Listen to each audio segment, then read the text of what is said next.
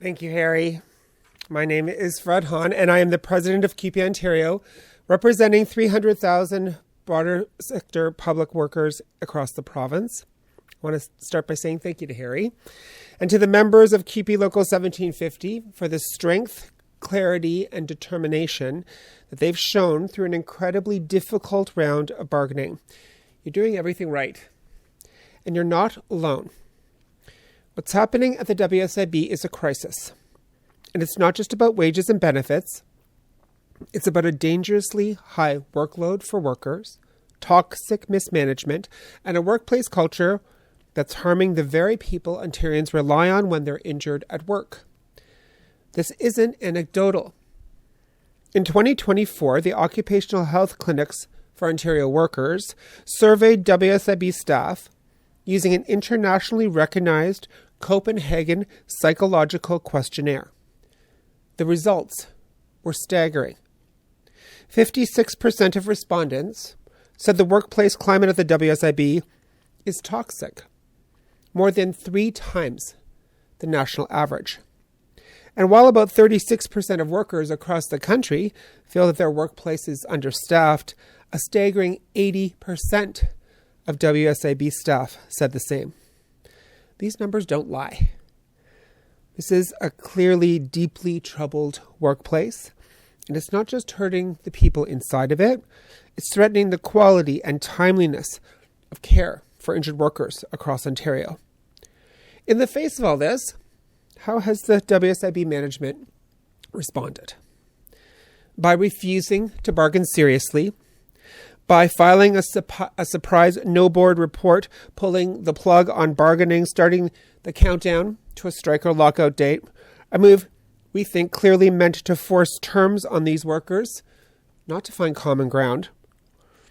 The WSIB is ignoring third-party mediation, refusing dialogue, putting up roadblocks to any meaningful process, especially on workload and psychological hazards that impact the health and safety of their own staff. It's not like they didn't know about this. Workers have been raising these issues for years. Every round of bargaining, WSIB management says that they want to fix the problem, but their actions say the opposite. They've done nothing, and now they're demanding concessions from these same workers. Let's be clear about something else. It was said before, it bears repeating, WSIB isn't funded by taxpayers, it's funded by employers. And yet somehow in the middle of the challenging work environment we all find ourselves in, WSIB management decided to give away $4 billion in rebates and not choosing to even use a fraction of those resources to support the very workers who make the system function. It's shameful. When a worker's injured on the job, they need to know that the systems in place to support them are stable, caring, and strong. But today, the workers at the WSIB, the ones processing those claims, supporting injured workers, are themselves suffering. And management refuses to take those concerns seriously. All workers deserve safe and healthy workplaces.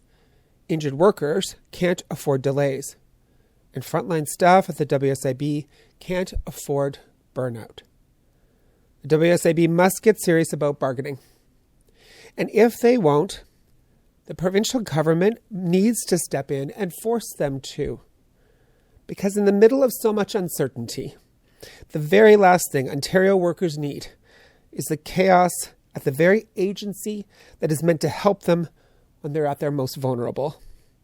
Let me say this plainly. If WSIB management forces these workers onto picket lines, they will not be standing alone. They'll be joined by public sector workers and others from across the province. We're ready. Our workers won't back down. We need a partner at the table to get an agreement that works for these workers and for injured workers across Ontario. Now I'll turn things over to Laura Walton, the president of the Ontario Federation of Labour, the umbrella organization for all unions in Ontario.